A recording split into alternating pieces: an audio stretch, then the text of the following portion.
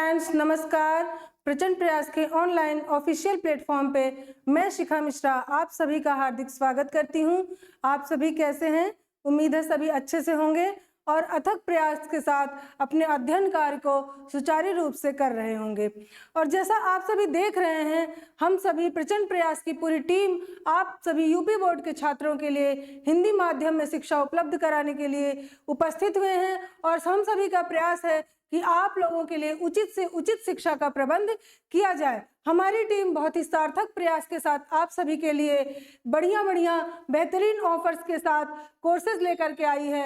NCERTs जिसको पढ़ने में छात्रों को बहुत ही तकलीफ होती है, क्योंकि एनसीईआरटीज के हर शब्द में कुछ ना कुछ बहुत कुछ छिपा होता है, इसलिए उसको समझना इतना आसान नहीं होता है। तो प्रचंड प्रयास की टीम 1 से लेकर 12 तक के सभी छात्रों के लिए एनसीईआरटी के पूरे कोर्सेज के साथ उपस्थित हुई है। नोट्स प्रोवाइड किए जाएंगे, वीडियोस प्रोवाइड किए जाएंगे, क्वेश्चन आंसर हल कराए जाएंगे और सभी विषयों के लिए ही यहाँ पर उचित से उचित शिक्षक, अनुभवी से अनुभवी शिक्षक उपलब्ध है। तो मेरा आप सभी से यही निवेदन है कि आप सभी इन कोर्सेज को जरूर परचेज करिए, हमारे ऐप पे आइए और देखिए कि किस प्रकार आपको एनसीईआरटी को बहुत ही सरल शब्दों में समझाने का हम प्रयास कर रहे हैं। तो चलिए इसी श्रृंखला में आज मैं आप सभी के सामने लेकर उपस्थित हुई हूँ अर्थशास्त्र का एक बहुत ही अच्छा टॉपिक, क्रांति। क्रांति कहने में बहुत ही छोटा सा शब्द है, परंतु इसका अर्थ बहुत ही व्यापक होता है, इसका प्रभाव बहुत ही व्यापक होता है। क्योंकि क्रांति जब होती है तो क्रांति का अर्थ ही होता है बहुत ही व्यापक स्तर पर कोई बात कहना, बहुत ही जो है अपनी बातों को बहुत ही जो है विस्तृत मुद्दे पर किसी बात को कहना। तो इसलिए हम कह सकते हैं जब क्रांति आती है तो क्रांति के साथ साथ बदलाव भी आता है। जब हम बदलाव की बात करते हैं, जब हमें लगता है कि समाज में कुछ परिवर्तन की आवश्यकता है, कुछ जो है समाज में कुछ चेंजेस की आवश्यकता है, तब हम क्रांति करते हैं। क्योंकि क्रांति एक व्यापक स्तर पर होती है तो इनकी बातों को बहुत ही गौर से सुना जाता है और समझा जाता है और इन बदलावों को समाज भी पूर्ण रूप से स्वीकार करता है। तो चलिए हम देखते हैं कि क्रांति क्या होती है और क्रांति को कैसे हम आगे बहुत ही अच्छे तरीके से समझ सकते हैं। अगर हम क्रांति का शाब्दिक अर्थ देखते हैं तब हम देखते हैं कि एक शाब्दिक अर्थ में किसी भी प्रकार के सामाजिक, राजनैतिक, आर्थिक या सांस्कृतिक परिवर्तन को दर्शाता है क्रांति। मतलब कोई भी तरह का परिवर्तन हो सकता है, सामाजिक परिवर्तन हो सकता है, राजनीतिक परिवर्तन हो सकता है, आर्थिक भी हो सकता है, सांस्कृतिक भी हो सकता है और किसी भी प्रकार का ये परिवर्तन हो सकता है। जैसे कि मैं आपको बताती हूँ कुछ एग्जाम्पल्स लेकर के। देखिए, क्रांति जो है विश्व स्तर पर कई बार हुई है, भारत स्तर पर भी कई बार हुई है। जैसे कि हम देखते हैं 1857 की क्रांति भारत में हुई थी, व्यापक स्तर पर हुई थी, इसमें बदलाव भी आए थे कि ब्रिटिश शासन जो था वो कहीं ना कहीं जो कंपनी व्यवस्था थी उसको खत्म करके डायरेक्ट ब्रिटेन के अंदर में चला जाता है। तो इसी प्रकार हम देखते हैं रूस की क्रांति, इसी प्रकार होती है फ्रांस की क्रांति। और आते हैं एक बहुत ही व्यापक मुद्दा है औद्योगिक क्रांति।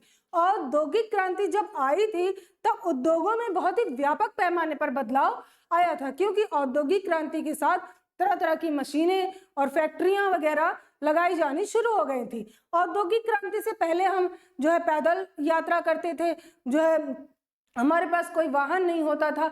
जब औद्योगिक क्रांति हुई तो पहियों का आविष्कार हुआ और तरह तरह की तमाम मशीनों का आविष्कार हुआ, जिसके थ्रू हमें बहुत सारी सुविधाएं उपलब्ध होना शुरू हो गई थी। जो पहले हम नॉर्मल जो है वस्तुएं यूज करते थे, परंतु औद्योगिक क्रांति के बाद तरह तरह की वेराइटीज में हमारे सामने वस्तुएं आई बाजारों में। तो हम कह सकते हैं जब औद्योगिक क्रांति आई उसके बाद से आज का समाज बहुत ही व्यापक पैमाने पर बदल चुका है। तो हम देखते हैं कि यह एक बड़े पैमाने पर लोगों की सोच, विचार और व्यवहार में व्यापक परिवर्तन को संदर्भित करता है। वही बात मैं आपको बता रही हूं कि ये एक बहुत ही बड़े पैमाने पर लोगों की सोच को बदलता है, लोगों के विचारों को बदलता है, लोगों के व्यवहारों को बदलता है। जैसे आप सोचिए, क्या जैसी सोच हमारी 1760 से पहले थी, 1800 से पहले थी, क्या वही सोच अभी भी हमारी है? नहीं। तब हम पैदल चलते थे, हमको कोई जरूरत नहीं थी, हमें किसी भी वाहन की जरूरत नहीं थी। हम कहीं एक जगह से दूसरी जगह जाने के लिए हम कई कई वर्ष लगा देते थे, तब जाकर के हम दूसरी जगह पहुंचते थे। जैसे कि आपको पता होगा चीन से एक यात्री आया था फाहियान, एक आया था हेनसांग।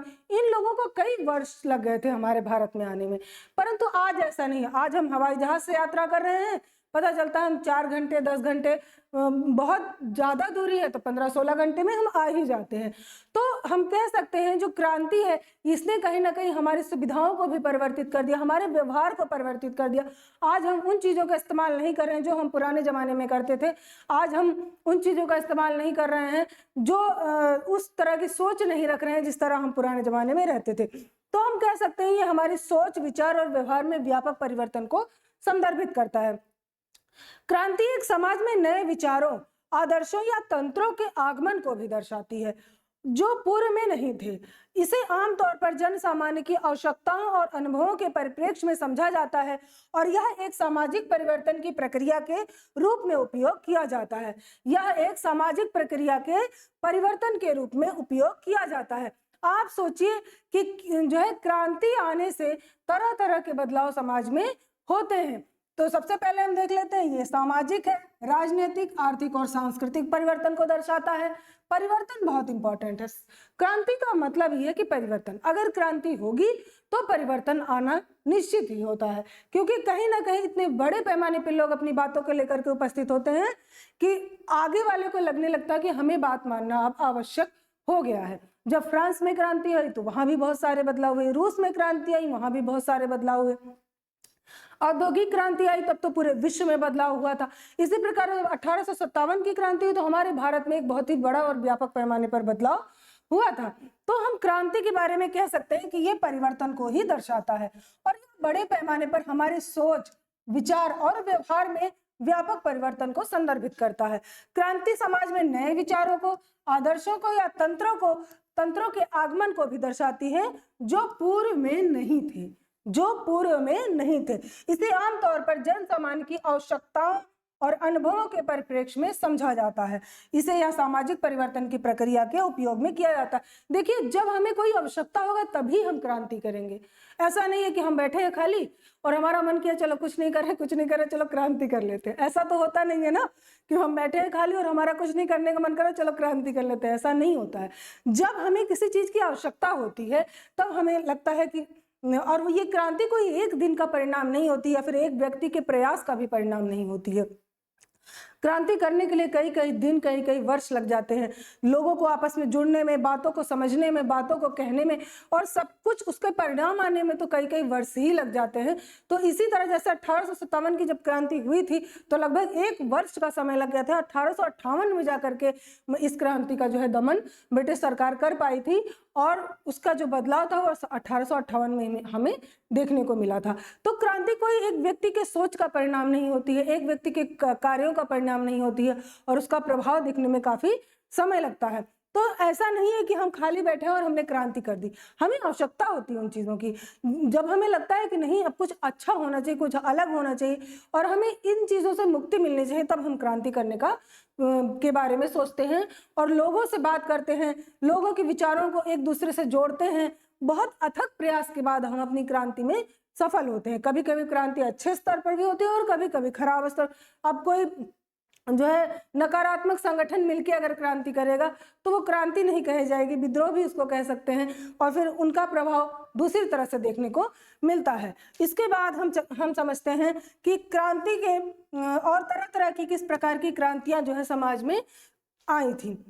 तो सबसे पहले हुआ क्या कि भारत में आई हरित क्रांति। भारत में कृषि में बहुत तरह की क्रांतियां आई थी कृषि क्षेत्र में, जिसमें सर्वप्रमुख थी हरित क्रांति, जिसके बारे में हम जानेंगे। और ये कब आया था ग्रीन रेवोल्यूशन? 1960 से 1970 के दशक में। अब सोचिए उस टाइम हमारे भारत की दशा क्या थी। 1962 में भारत चाइना युद्ध, 1965 में भारत पाकिस्तान युद्ध। हमारी 5 वर्षीय योजना एकदम फेल हो चुकी थी। हम किसी भी प्रकार से अपने समाज में कार्य नहीं कर पा रहे थे। हमारा भारत बहुत ही गरीब अवस्था में था। अमेरिका ने भी उस टाइम हमें गेहूं देने से मना कर दिया था। हम आत्मनिर्भर भी नहीं थे उस टाइम, अपना पेट भी नहीं पाल सकते थे। हमको समझ में नहीं आ रहा था कि अब हम किस प्रकार अपनी जनता का और अपने भारत का पेट पालेंगे। तो उस टाइम हमको आवश्यकता महसूस हुई कि हमें आत्मनिर्भर बनना है। अगर हम आत्मनिर्भर होंगे तो क्यों हम अमेरिका से अनाज लेने के लिए मजबूर होंगे, क्यों हम आयात करेंगे, हम निर्यात करेंगे। हमको ये आवश्यकता महसूस हुई, और जब हमें ये आवश्यकता महसूस हुई उस टाइम पर हमने सोचा कि अब हम कुछ अलग करेंगे, हम कृषि में कुछ अपनी उत्पादकता को बढ़ाएंगे, उत्पादन को बढ़ाएंगे, और तब हम लेकर के आते हैं हरित क्रांति। 1960 से 1970 के दशक में 1960 से 1970 के दशक में भारत में हरित क्रांति की शुरुआत हुई, जिसने अनाज उत्पादन में इसने महत्वपूर्ण भूमिका निभाई। इसमें नई बीज, उर्वरक, प्रौद्योगिकियों और कृषि प्रबंधन की तकनीकों का उपयोग किया गया था। मतलब आप सोचिए, क्या हरित क्रांति जब आई होगी तो क्या हमारे समाज में सभी लोग उसको अपनाने के लिए तैयार हो गए होंगे? ऐसा नहीं था। किसान डर रहे थे, क्योंकि उस टाइम वो उस अवस्था में नहीं थे कि वो हानि उठाने की अवस्था में नहीं थे, उनको लाभ चाहिए था। और लाभ लेने के लिए सभी किसान जो है प्रोत्साहित नहीं हो पाए, सभी किसान ये नहीं कर पाए कि जो है हम हरित क्रांति को अपने, कुछ ही किसानों ने अपनाया था, परंतु इसका लाभ बहुत व्यापक पैमाने पर हमें दिखाई पड़ा था। क्योंकि इसमें नई बीजों का उपयोग किया गया था, उर्वरक का उपयोग किया गया था, नई प्रौद्योगिकियों को शामिल किया गया था, कृषि का प्रबंधन किया गया था कि किस प्रकार हम कृषि सुचारू और व्यवस्थित रूप से हम करा सके। इन सभी चीजों को हम विस्तृत पैमाने पर पढ़ेंगे। पहले हम जानते हैं कि जो हरित क्रांति थी उसको विश्व स्तर पर जो है कौन लेकर के आया, उसके बाद हम जानेंगे कि भारत में किस प्रकार प्रारंभ हुई। तो सबसे पहले हम देखेंगे कि हरित क्रांति को विश्व स्तर पर कौन लेकर के आता है। तो जब हम विश्व में हरित क्रांति के जनक की बात करते हैं तो एक ही नाम हमारे सामने आता है, और यह है डॉक्टर नॉर्मन बोरलॉग का। आप इनको बहुत ही अच्छे से देखिए, क्योंकि एक महान और महानतम व्यक्ति इनको कहा जा सकता है। ये बहुत बड़े कृषि वैज्ञानिक थे। इनको आप ध्यान से देखिए, इनको पहचानिए। ये लोग सम्मान के योग्य हैं, ये लोग गौरव के योग्य हैं, क्योंकि इन्होंने हमें वो दिया जो हम सोच भी नहीं सकते थे। हमें अनाज की उत्पादकता को बढ़ाने के लिए कृषि में तकनीकियों की जरूरत थी, कृषि में सुधारों की जरूरत थी, नए तरह के बीजों की जरूरत थी, परंतु हम नहीं ला सकते थे, परंतु इन्होंने दिया। तो इसलिए हमें इनको जानना बहुत आवश्यक है। तो इनका नाम था नॉर्मन बोरलॉग। याद रखिएगा, इनकी जन्म तिथि 25 मार्च 1914, 25 मार्च 1914, और ये संयुक्त राज्य अमेरिका के नागरिक थे। और इनकी मृत्यु 12 सितंबर 2009 में हुई थी। और इनका व्यवसाय क्या था? ये खेती वैज्ञानिक थे। ये तो जान ही रहे हैं हम लोग, जब एक कृषि में विज्ञान बढ़ा रहे हैं, कृषि में अध्ययन कर रहे हैं, कृषि में अनुसंधान कर रहे हैं, तो ये कृषि के ही वैज्ञानिक होंगे, इतना तो हमें पता ही होना चाहिए। परंतु कोई बात नहीं पता है तो मैं आपको बता देती हूँ।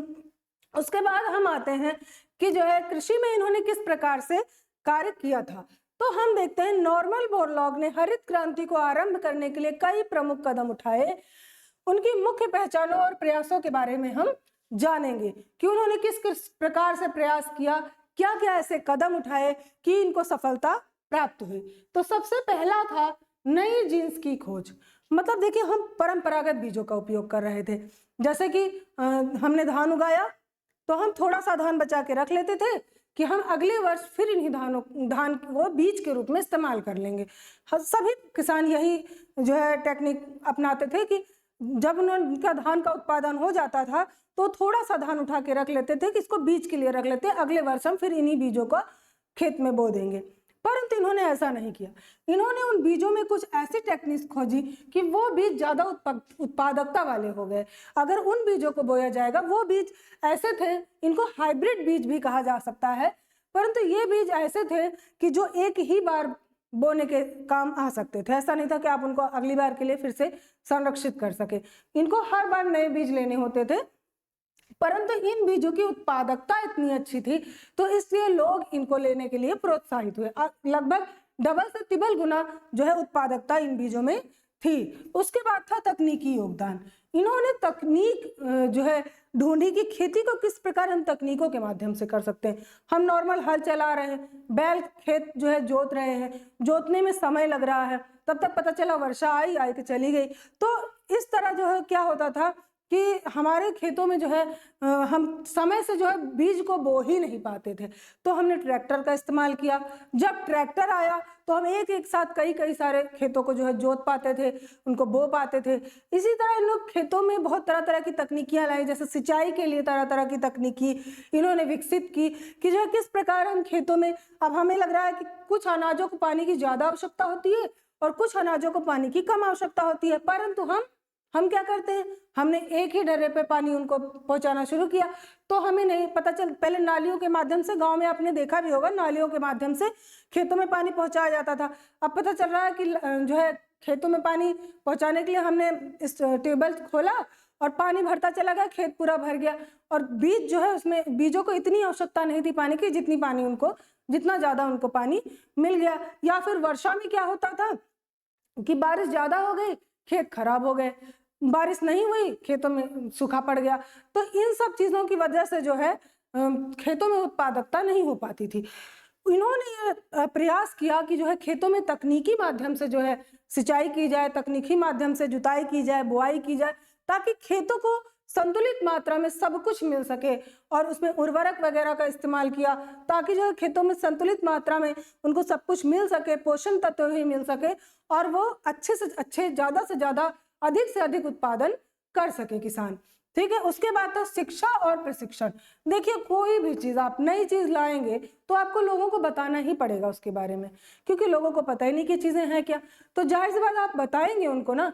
तो इन्होंने भी यही किया, किसानों से जा करके मिले, अपनी एक टीम तैयार की जिसके थ्रू ये किसानों से मिले, उनको बताया कि इन चीज़ों का कैसे इस्तेमाल करना है, आप इन बीजों को बोइए, इससे आपकी उत्पादकता बढ़ेगी। और जब इन्होंने बड़े व्यापक पैमाने पर इसका जो है प्रचार प्रसार किया, लोगों से मिले और बताए, तो इनकी चीज़ें जो है सफल हुई। वरना आप सोचिए, आपने टेक्नोलॉजी खोज ली और आप केवल लेबोरेटरी में बैठे हैं, तो क्या आपका प्रयास सार्थक होगा? क्या आपका प्रयास सफल होगा? बिल्कुल नहीं होगा।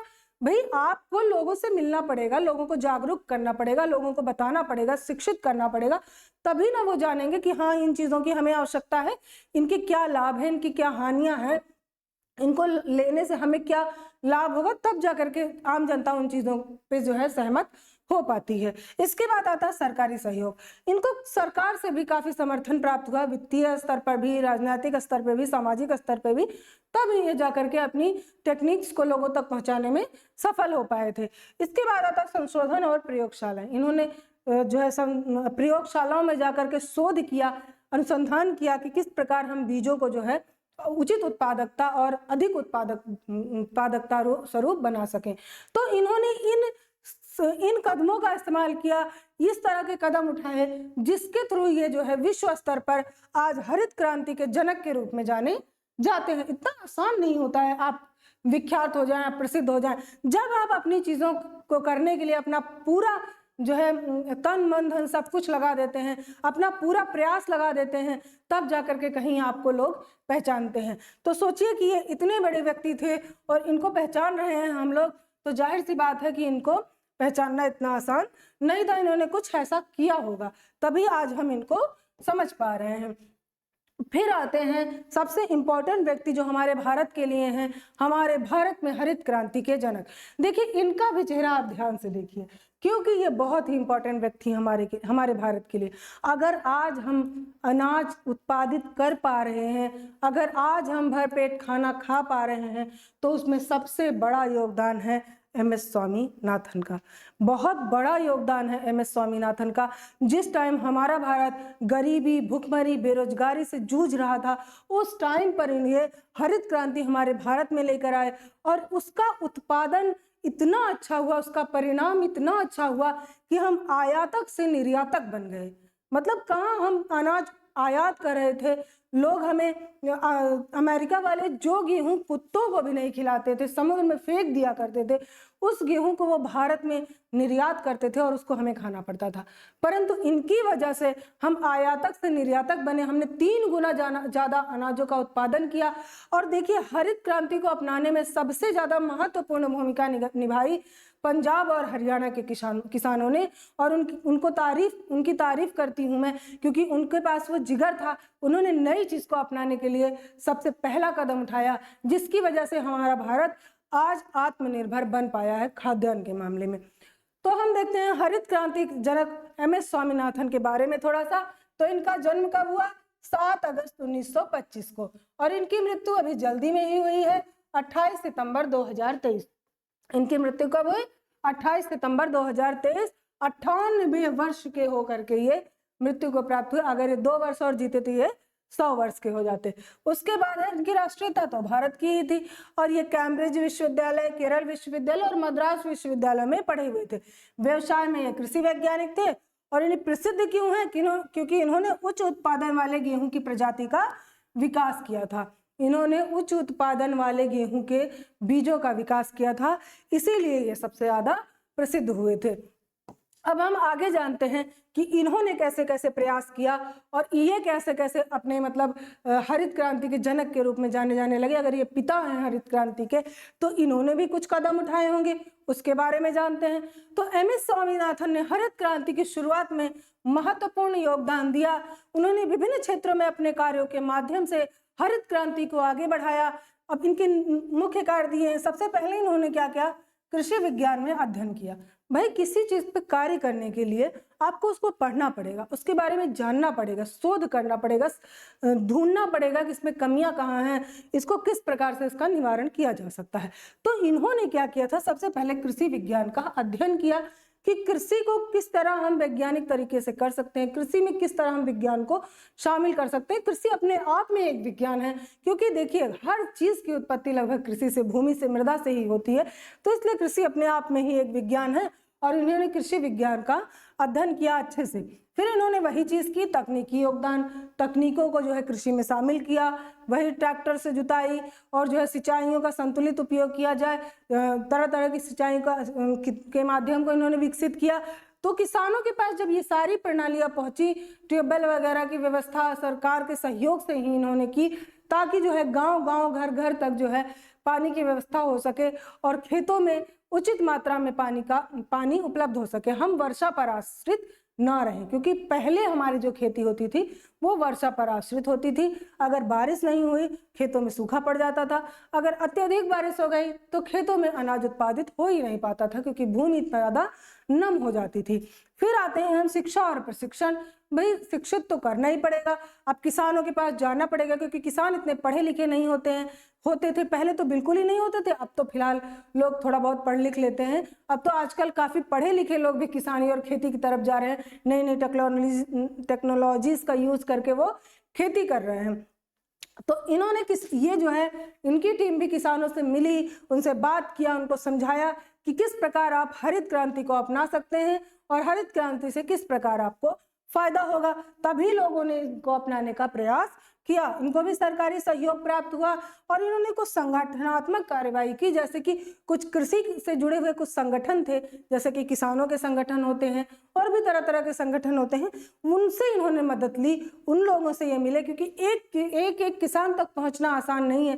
परंतु अगर आप किसान संगठन से मिलते हैं, तो किसानों में कुछ प्रमुख किसान होते हैं संगठनों में, और वो अपने जो है अपने क्षेत्रों में जाकर के लोगों से बात करते हैं, उनको समझाते हैं।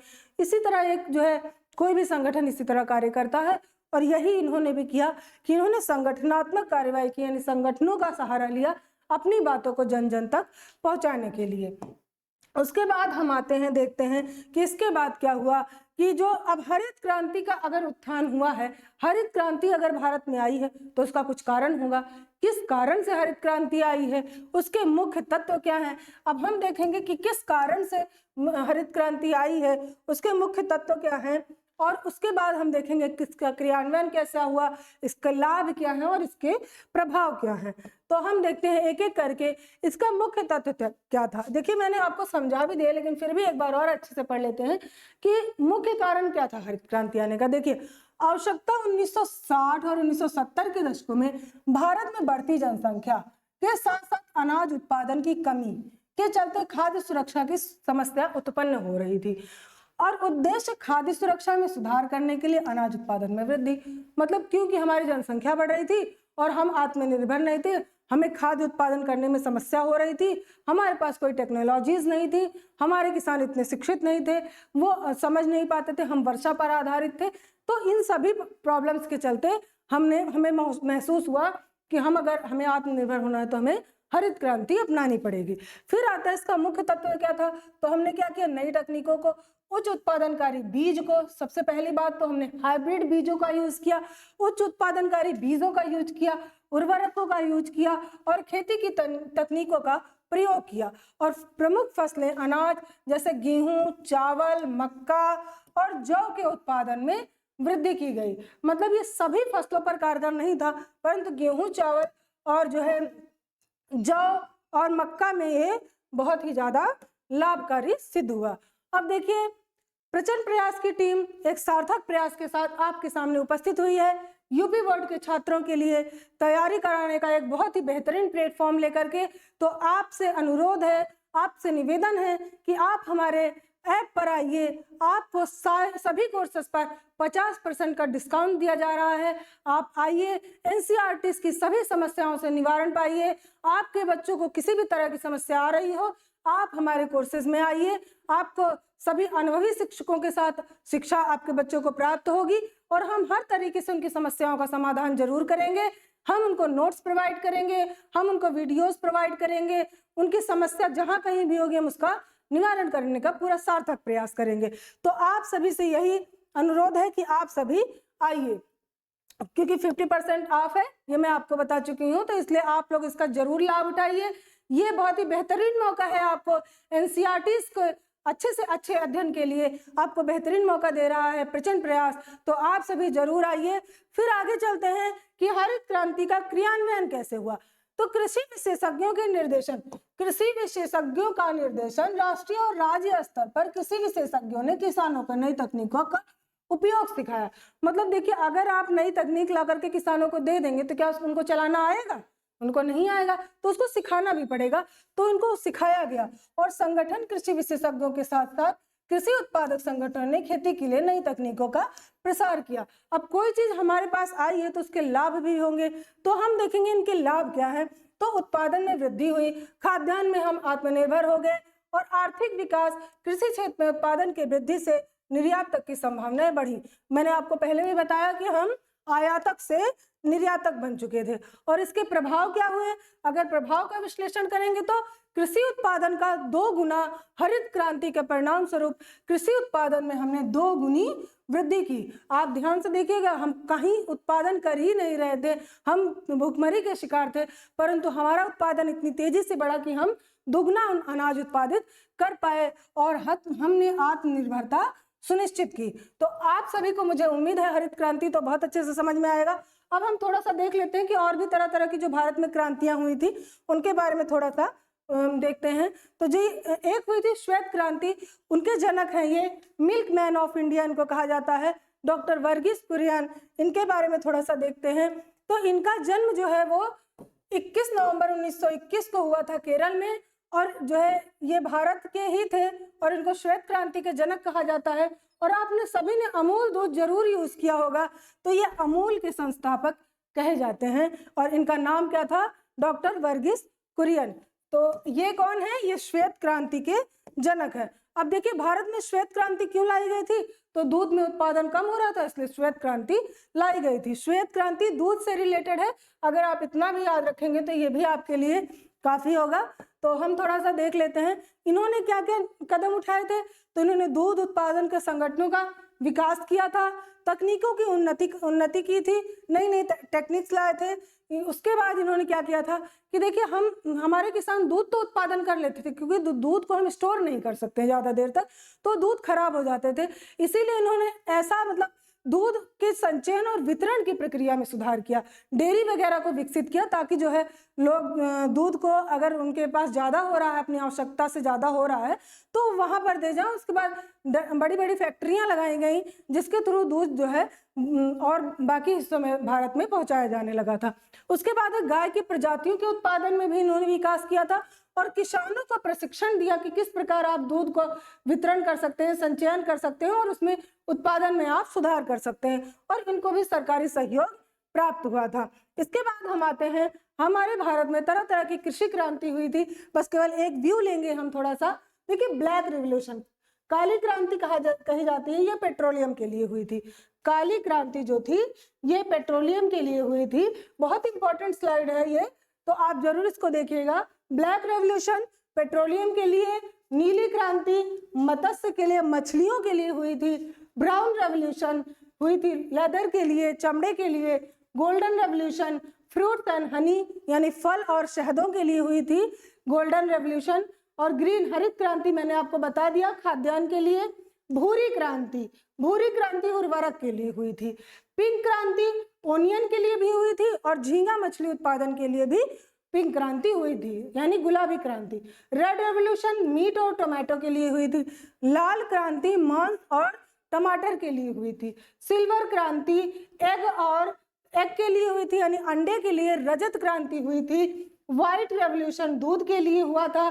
पीली क्रांति ऑयल सीड्स यानी तिलहन के लिए हुई थी। और एवरग्रीन रेवोल्यूशन ओवरऑल डेवलपमेंट के लिए हुई थी। और भी क्रांतियां हैं, परंतु इसको हम अगर विस्तृत पढ़ने होगा तो आपको आना पड़ेगा हमारे ऐप पे, प्रचंड प्रयास के ऐप पे आप जरूर आइए और ऑफिशियल प्लेटफॉर्म पे आइए। आपको और विस्तृत तरीके से हम बताएंगे कि क्या क्या चीजें हैं आपके कोर्सेज में। तो आप सभी से यही अनुरोध है कि आप प्रचंड प्रयास की टीम को अपना पूरा सहयोग दीजिए, उन बच्चों तक हमें पहुंचाइए जहां तक पहुंचने के लिए हम आए हैं। आपके लिए सभी कोर्सेज लेकर के हम उपस्थित हुए हैं। तो आप सभी से यही अनुरोध है। मुझे उम्मीद है आज का टॉपिक आपको बहुत अच्छे से समझ में आया होगा। आप लोग पढ़ते रहिए और खूब मस्त रहिए, व्यस्त रहिए, पढ़ते रहिए, रिवीजन करते रहिए। धन्यवाद। जय हिंदी, जय हिंदुस्तान।